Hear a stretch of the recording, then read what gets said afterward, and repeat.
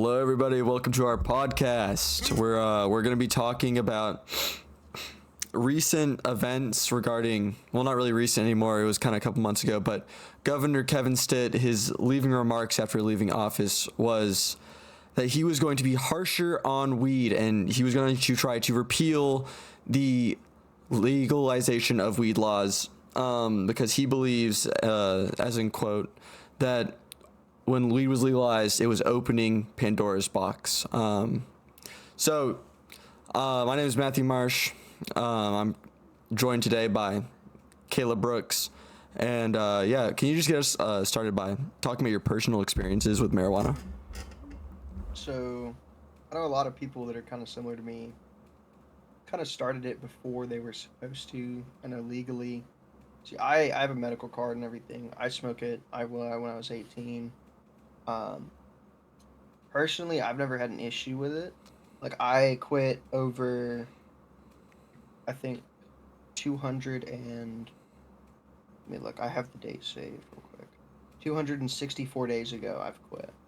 It's not a easy road to quit, but I think that people can do it, and it's not as big of a deal as people put it out to be. All right, so since you've consumed marijuana before, how addictive would you say it is to someone who's uses it on a regular basis? It's less of a substance addiction and more of a mental. For instance, if you're going through rough times and stuff and use it to stress relief, and if you end up using it as a crutch, that's kind of what starts it off. Is it'll start as, okay, I'll do it, once a week, and that's my maximum. Sometimes it slowly evolves into you do it multiple times a week, twice, and then it goes 3, and then it's every day. And it gets kind of hard to break that habit, but you can quit if you really put your mind to it. Like I quit cold turkey before school started up again, senior year. I mean, it's not an easy process, but it's not as hard as quitting other harder stuff, tobacco, or any addictive, like controlled substances. Do you think people have a harsh bias against weed, and you think they make it out to be more addictive than it is? I do. I really do. I think that it is not as addictive as people say, but there is a reliance that happens on it. It's not a physical craving, it's more of a mental hand to mouth movement that kind of needs to be interrupted somehow, and you need to do other things to get your mind off of it. But I wouldn't say that weed itself is addictive. No. All right. Well, according to Kevin Stitt, he believes that it's evil and that we should just get rid of it altogether. So earlier this year, Kevin Stitt, he hold on, let me make sure I have all the information correct. Earlier this year, Kevin Stitt, his ending remark was that he was going to be harsher on weed. How do you think that would affect you if he was to repeal the legalization of weed? I think that personally, I don't think it's a good idea because it's kind of if you put it out there on the market and then you take away the access to it, then people are going to get it no matter what. And I think that it kind of needs to stay where it is, or it needs to have better kind of studies done on it to where it can be legalized more than taken away, because there are multiple chains here in Lawton. There's 70, 80 plus weed stores around, dispensaries. It's out on the streets and there's not much you can do about it, because even before just people were selling it, and it just leaves the people who are partaking in a worse position, because then they have to trust the dealer. And with the rising fentanyl epidemic, there is a higher risk to partake if you're getting it from not a distributor that you can trust. Yeah. So another thing that people used to argue against weed and marijuana as a whole is that it impairs you while driving. Do you have any experience driving under the influence? I do a little bit. I've never drank and drive or anything, and I have smoked a little bit and drove. I will admit that, but I don't think it impacts you as heavily. If you're, it depends on the dosage. I guess. I think that you shouldn't be smoking and driving, but that's just a personal bias. I don't believe that it physically impairs you, but you are definitely a little bit slower. Or I shouldn't say that it doesn't. I think that it does impair you a little bit, but I think that there is a safe legal limit and amount to you can have before it becomes an issue, because you can take a little hit and be fine and just it can relieve you of stress.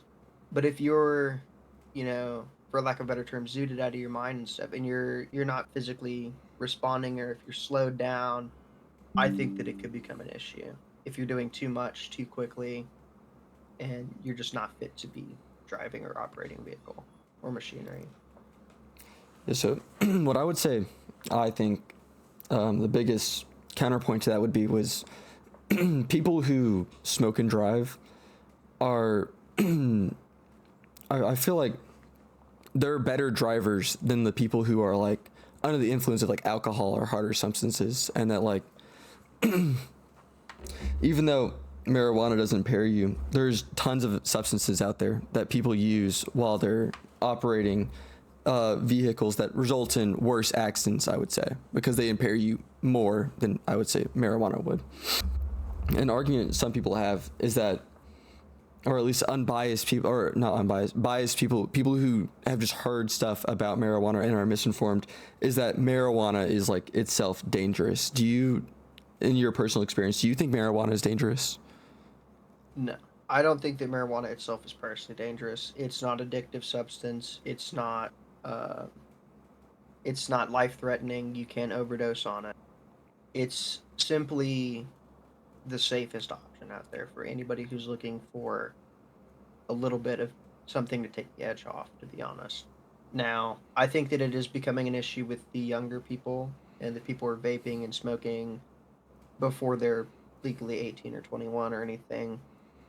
And I think that is an issue with the underage smoking, but I don't think that people are going to get addicted and die because of it. I don't think it's as big of an issue as people say.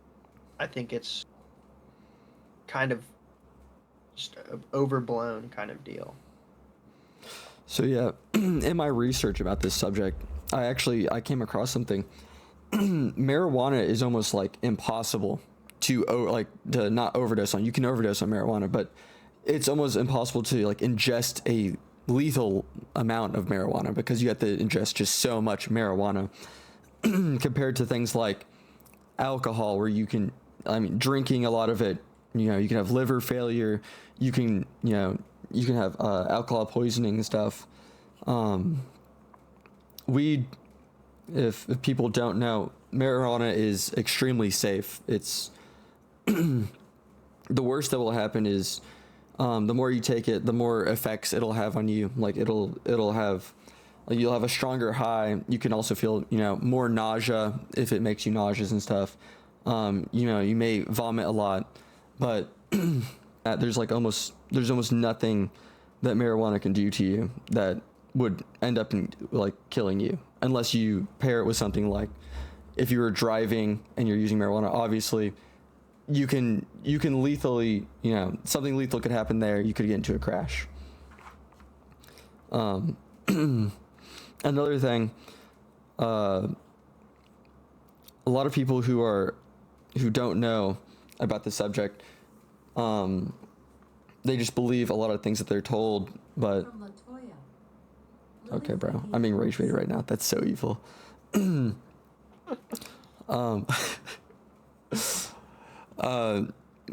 Before marijuana was legalized, obviously a lot of people already had marijuana and stuff. They got it illegally. People who get stuff illegally, I mean, if it's legalized and then unlegalized, they're still going to get stuff illegally. I don't think the market's going to go away. I don't think the amount of people who are using marijuana is going to severely drop as much. But there was a study done into people who people who use marijuana and then get into like lethal car crashes. The study said like over 40% of people in lethal car crashes were under the influence of marijuana. But after the legalization of marijuana, there was actually like no significant increase or decrease in the amount of people who consumed marijuana and then drove illegally. So that's a thing that a lot of people are wrong on, is that just having access to marijuana does not make it to where more people can get hurt by it. The people who are already getting hurt by it are still going to continue getting hurt by it, whether or not it's legalized. And some states even saw a decrease in lethal car accidents and stuff. So I think people are just people just don't understand enough about marijuana. And I think instead of banning, we should definitely put more out there about marijuana. Definitely educate people more about using it in a safer way instead of what we do now, which is kind of like, I feel like villainize the people who use it. Have you had any experience with people villainizing you or like hate for using marijuana? Some people are a little judgmental. I know some people don't like it. You know, grandparents and stuff. They don't really support it. That's why most people don't really go out and say, oh, you know, I smoke and whatever. It's kind of something you have to just let people figure out. It's not something you really just go tell people. Like, I know everybody does it around the town. Like, it's hard to find people who don't, to be honest. I think that a lot of people are using it, but I think that it's kind of a good thing because it means that people are going to be more calm if they're on it. It's not a stimulant, or it's like but it's not an upper. It's more of like a downer. It kind of relaxes and mellows people out, and I feel like that kind of helps. This is hard to find stuff to talk about because a lot of the arguments and stuff are made by people who either don't have arguments really because they're uneducated, or it's more about like driving under the influence, because I feel like that's what a lot of people see. There haven't been enough studies done on it for people to have valid arguments, to be honest. It's more of a case-to-case basis, in my opinion. I think that marijuana is useful if prescribed well and not overdone. Like, I think if you do it too much and too often, it can. But if you kind of set a limit for yourself and you can stick to that, then it's good. Because there's multiple ways to do it. If you don't like smoking, you can do it with edibles. You can do just other stuff. You can put it on food. I know that there are drops that they do over in like Britain and stuff. You put it in like CBD oil and you can put it on food. I don't know how potent that is. I've never done any of that. Personally, I've done joints, pens, which are carts, non-disposable and disposable. I've hit a bong. I have done wax. Wax is pretty effective, but I wouldn't recommend it. Very strong. See, the normal person will probably be doing edible or a pen. But the only bad thing about those is that you're hurting your lungs in doing that, so it would be to do edible. Yeah. I would still argue though that even that though is better than like vaping or like smoking cigarettes, which I mean both can lead to either really bad diseases or lung cancer and like lung failure and stuff. Yeah. It leads to popcorn lung and all that stuff, but that's just vaping in general. I would say instead of villainizing marijuana, I think if we took a more like supportive approach to marijuana and like actually like if we stopped hating the people who use it or like seeing them any differently, I think a lot more people wouldn't suffer from addictions with it and stuff, because they would, if they had an addiction, they would go out, they would get help. Compared to someone who might be like they might feel bad for using marijuana because people see it as a bad thing. They're less likely to go out and like get help from people. They're less likely to like tell people about it because I mean, if you're not supposed to be doing something, then a lot of people, they don't get help for it because they don't want to say that they're doing something that's illegal. I do think there is a addicting side to it.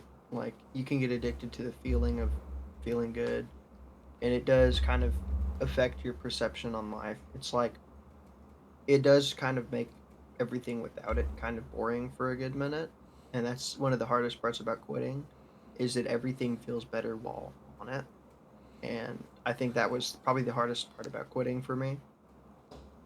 I don't feel like that anymore, but I've been off of it for almost coming up on a year now. So I think that when I was coming off of it, I did kind of feel a little down because I didn't have that stimulant because I was relying on it too much. I think that was the issue. Is I was doing it daily as much as possible.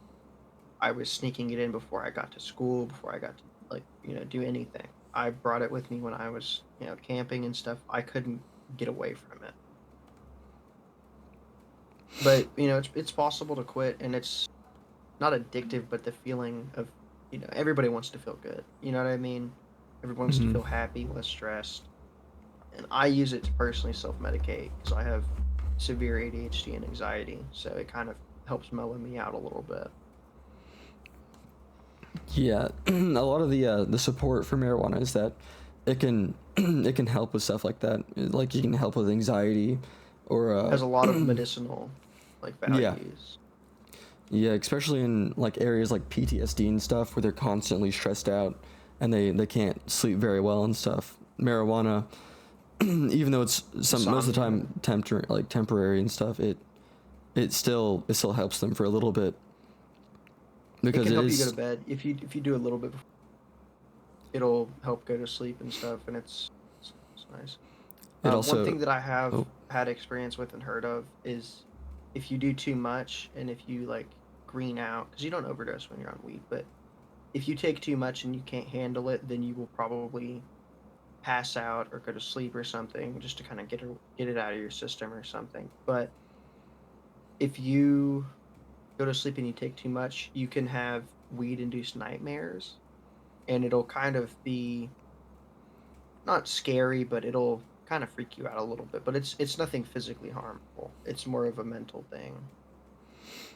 but I would say that's better than the alternative if you were to overdose on like a stronger substance and stuff. Yeah, it's better than You're more likely alcohol. to It's better die. than any other drug you can use. You can't overdose on it. It's completely safe. There's no problems with it. The only downside is that if you do it majority of the time, you're going to be smoking it, unless you do edibles. And edibles are probably the best way because it gives you one the best high because it's a body high, so it affects your whole body. It's less of just a mental thing. It's a full body. Like you feel amazing.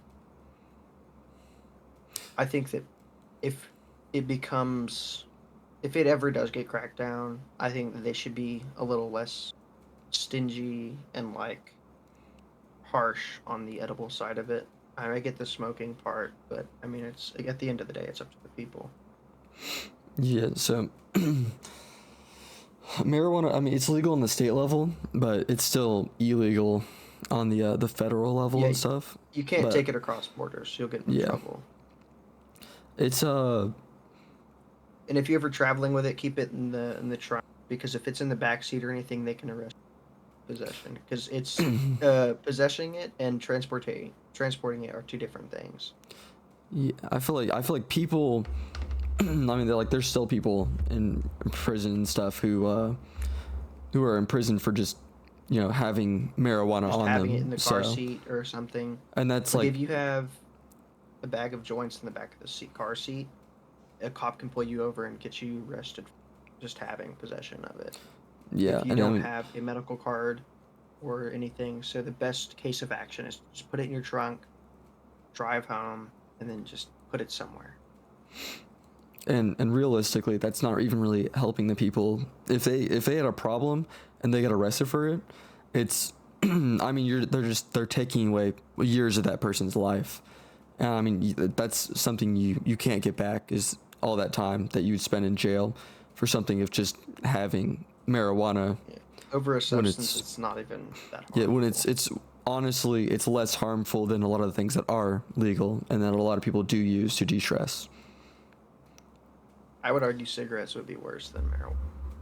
Yeah, Tobacco 'cause- it kills people. My grandma's in the hospital and it's something that it physically kills people. It really does. And I think smoking is an issue. yeah, It's Yeah. physically addicting. It kills people. It's like drinking. It attacks your liver. But if you take edibles, and as long as you are making or taking the right dosage, and you're not going overboard with it, just trying to get a crazy high, I think that it can have really good medicinal yeah. properties.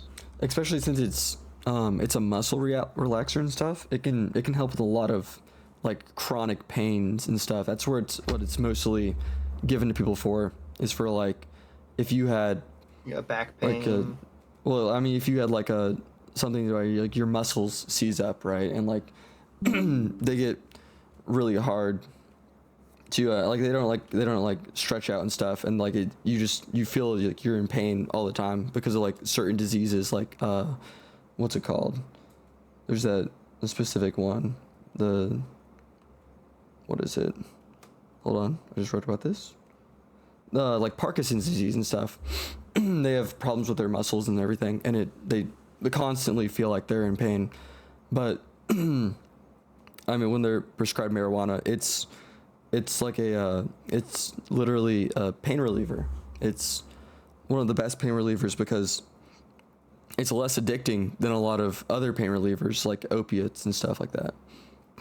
Well, that concludes it for the podcast. Thank you for listening. Thank you, Mr. Carney, my professor. This is a very interesting assignment, and I do like doing assignments like these where I get to do my own kind of style instead of just writing an essay about it. So, thank you, and have a good rest of your day.